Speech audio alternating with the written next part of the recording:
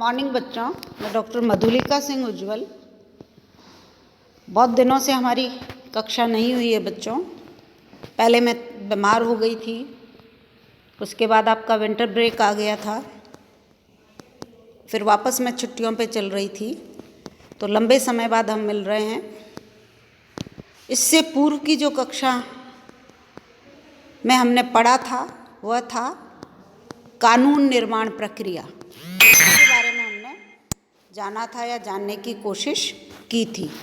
या कहूँ चर्चा की थी। आज मैं वापस इस कक्षा में आपको जो पूर्व की दो कक्षाओं में हमने दो भागों में कानून निर्माण की प्रक्रिया के बारे में जाना था, उसको ही संक्षिप्त में बताना चाहूँगी कि जो विधायिका है या संसद है, वहाँ पर हमारे कानूनों का निर्माण किस तरह से किया जाता है, क्या प्रक्रिया अपनाई जाती है संसद में कानून बनते समय। तो बच्चों, जैसे कि आपको सबको पता है कि कानून बनाना संसद का ही एक मुख्य काम है, क्योंकि वह व्यवस्थापिका है, हमारी सरकार के या शासन के 3 अंगों में से एक महत्वपूर्ण अंग। परंतु फिर भी हमने देखा है कि सामान्य तौर पर जो इसकी पहल है वह कार्यपालिका द्वारा की जाती है। सरकार विधायी प्रस्ताव पेश करती है, यानी कार्यपालिका विधायी प्रस्ताव पेश करती है, उस पर चर्चा तथा वाद विवाद के बाद संसद उस पर अनुमोदन की अपनी मोहर लगाती है। सभी कानूनी प्रस्ताव विधेयक के रूप में संसद में पेश किए जाते हैं और विधेयक विधायी प्रस्ताव का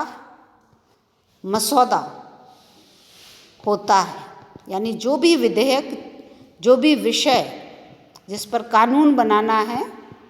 उसका एक मसौदा, एक प्रारूप विधेयक के रूप में संसद में पेश किया जाता है।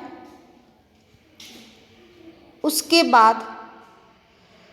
जो यह प्रारूप या प्रस्ताव है विधेयक का, जिस पर कि कानून बनना है, उसको संसद के किसी भी सदन में पेश किया जा सकता है, सरकार द्वारा या किसी गैर सरकारी सदस्यों द्वारा। इस प्रकार से हम कह सकते हैं कि बच्चों, जो विधेयक है वो मोटे तौर पर संसद में 2 प्रकार से पेश किए जा सकते हैं, एक सरकारी विधेयक और दूसरा गैर सरकारी विधेयक। सरकारी विधेयक नाम से ही प्रूव हो रहा है कि सरकार में शामिल लोगों द्वारा किया जाता है, और गैर सरकारी विधेयक गैर सरकारी सदस्यों द्वारा अपने मंतव्य के हिसाब से जिस विषय पर वो कानून बनाना चाहते हैं उसके आधार पर विधि का रूप लेने से पहले, यानी कानूनी जामा पहनने से पहले बच्चों, अधिकांश विधेयक सरकारी विधेयक ही होते हैं। और गैर सरकारी जो सदस्यों द्वारा वास्तव में देखा जाए बच्चों, तो जो उनके द्वारा पेश किए जाते विधेयक हैं वो बहुत कम ही कानून के रूप में या कानूनी जामा पहन पाते हैं या कानूनी जामा पहनने में सफल होते हैं। यानी कुल मिलाकर सरकार द्वारा प्रस्तावित किए गए विधेयक ही अधिकांशतः कानून के रूप में हमारे सामने आते हैं। फिर भी हम यहाँ पर यह कह सकते हैं बच्चों कि जो गैर सरकारी विधेयक पेश किए जाते हैं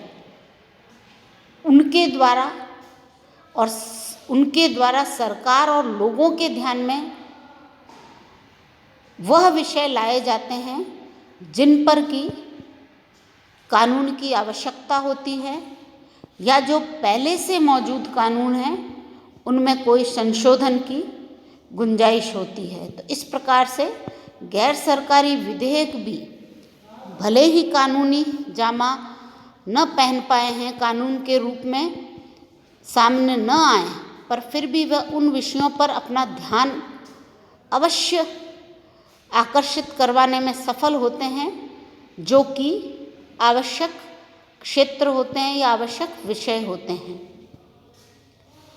विधेयक जो भी प्रस्तावित किया जाता है बच्चों संसद में, उसका मसौदा है वह उस विषय से संबंधित सरकार के मंत्रालय में विधि मंत्रालय की सहायता से तैयार किया जाता है। उसके बाद मंत्रिमंडल के अनुमोदन के बाद इसे संसद के सामने लाया जाता है और जो संबंधित मंत्री होता है जो कि विधेयक प्रस्तावित करेगा उसके द्वारा उसे संसद के दोनों सदनों में से किसी भी एक सदन में पेश किया जा सकता है। केवल मात्र धन विधेयक ही ऐसा विधेयक है जो राज्यसभा में कभी भी पेश नहीं किया जाता बच्चों। जैसा कि मैंने पूर्व में भी बताया है जब हमने लोकसभा और राज्यसभा के कार्यक्षेत्र कार्यशक्तियों के बारे में पढ़ा है तब, कि धन विधेयक वित्त विधेयक केवल और केवल लोकसभा में ही प्रस्तावित किया जा सकता है। इस प्रकार से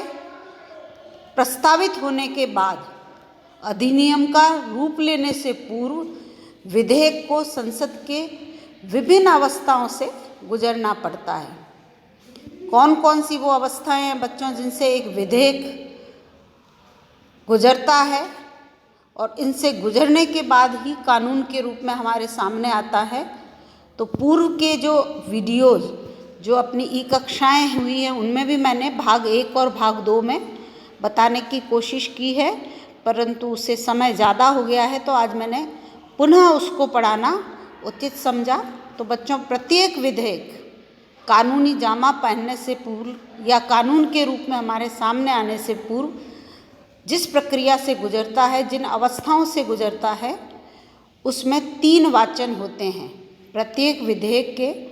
प्रत्येक सदन में 3 वाचन होते हैं, पहला वाचन, दूसरा वाचन और तीसरा वाचन। अब पहले वाचन में जैसा कि सबको एक कॉमनली या सामान्य तौर पर पता है बच्चों कि इसमें विधेयक पेश करना पहला वाचन का चरण है और प्रथा के अनुसार यानी एक परंपरा सेट है संसद में, उसके अनुसार इस अवस्था में उस पर चर्चा नहीं की जाती है, यानी केवल विधेयक प्रस्तावित किया जाता है। विधेयक का दूसरा वाचन सबसे अधिक विस्तृत और महत्वपूर्ण अवस्था है, यानी क्योंकि इस अवस्था में यानी दूसरे वाचन में सबसे जो आवश्यक उस विधेयक पर चर्चाएं हैं, व्याख्याएं हैं, बहस है, वो की जाती है। तो ऐसे में द्वितीय वाचन की जो अवस्था है या जो कानून निर्माण की प्रक्रिया में दूसरा वाचन है वो बहुत ही महत्वपूर्ण है, क्योंकि यहाँ पर विधेयक की बारीकी से जांच की जाती है।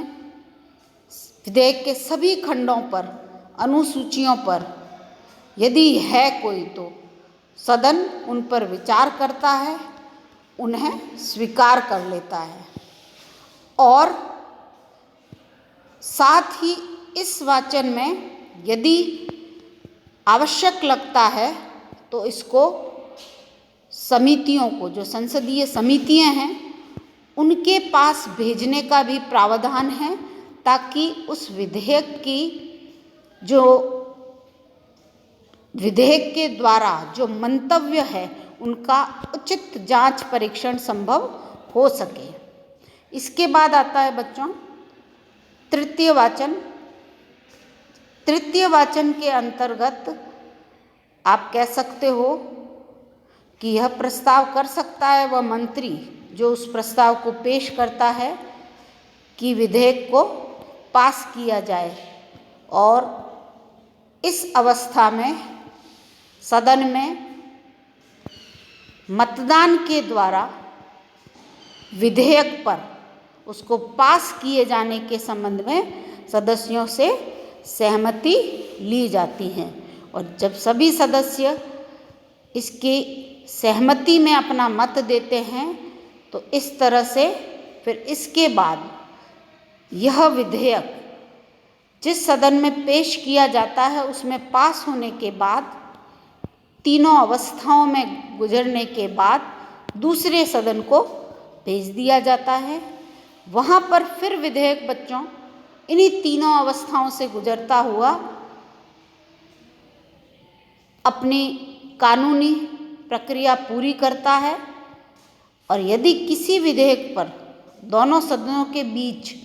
असहमति हो जाए या दूसरा सदन किसी भी विषय की किसी भी धारा से असहमत हो जाए, दोनों सदनों में गतिरोध हो जाए, तो इस स्थिति में इसका समाधान हमारे संविधान में दोनों सदनों की संयुक्त बैठक बुलाकर किया जाता है, जिसको कि राष्ट्रपति बुला सकता है। उस मतभेद को समाधान के लिए राष्ट्रपति द्वारा दोनों सदनों की संयुक्त बैठक का आह्वान कर लिया जाता है, जिसकी अध्यक्षता लोकसभा अध्यक्ष द्वारा की जाती है। और जब दोनों सदन कोई विधेयक अलग अलग या संयुक्त बैठक में पास कर देते हैं तो उसके बाद उसे राष्ट्रपति के पास भेजा जाता है हस्ताक्षर के लिए। यदि राष्ट्रपति अनुमति प्रदान कर देता है तो अनुमति की तिथि से विधेयक अधिनियम या कानून बन जाता है। साथ ही बच्चों मैं यहाँ पर यह भी बताना चाहूँगी कि संशोधन के द्वारा संविधान के किसी भी अनुच्छेद में बदलाव लाया जा सकता है, यानी संशोधन से संबंधित कोई भी विधेयक दोनों सदनों में से किसी भी सदन में पेश किया जा सकता है, कानून बन सकता है ऐसा। परंतु यहाँ पर मैं आपको बताना चाहूँगी कि उच्चतम न्यायालय ने एक आप कह सकते हो सीमा लगा रखी है। उसने निर्णय दिया है कि संविधान के मूल ढांचे और मूल तत्वों को नष्ट करना या न्यून करने वाला कोई भी संवैधानिक परिवर्तन से संबंधित विधेयक दोनों सदनों द्वारा पास नहीं किया जा सकता। यदि ऐसा किया भी जाए तो सर्वोच्च न्यायालय को यह अधिकार है बच्चों कि वह ऐसे किसी भी विधायी निर्णय को अवैध करार दे सकता है, यानी उस पर कानून नहीं बन सकता। दोनों सदनों में से किसी भी सदन द्वारा कानून नहीं बनाया जा सकता जो भारतीय संविधान के मूलभूत ढांचे, मूल तत्वों या उसको सीमित करने वाला हो। तो थैंक यू बच्चों। इस कक्षा में कुल मिलाकर बहुत ही सामान्य शब्दों में मैं आपको कहूँ तो कोई भी विधेयक पहले तो किसी भी सदन में पेश हो सकता है एक्सेप्ट वित्त विधेयक के। दूसरा, दोनों सदनों में कानून बनने के लिए किसी भी विधेयक को 3 चरणों से गुजरना पड़ता है, प्रथम वाचन, द्वितीय वाचन और तृतीय वाचन। पहले वाचन में विधेयक पेश किया जाता है, द्वितीय वाचन में उस पर व्यापक बहस, चर्चा, परीक्षण, जांच सब कुछ होता है और तृतीय वाचन में उस पर मतदान कर उसको पास करवाने के लिए सदन के सदस्यों की सहमति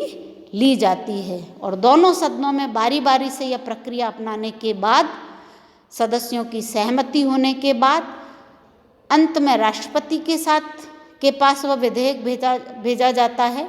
कि वो उस पर हस्ताक्षर करे और उसके हस्ताक्षर के होने के साथ ही वह अधिनियम बन जाता है, यानी वह शासन में क्रियान्विति के लिए आप कह सकते हो अब उस पर मोहर लग गई है। तो थैंक यू बच्चों।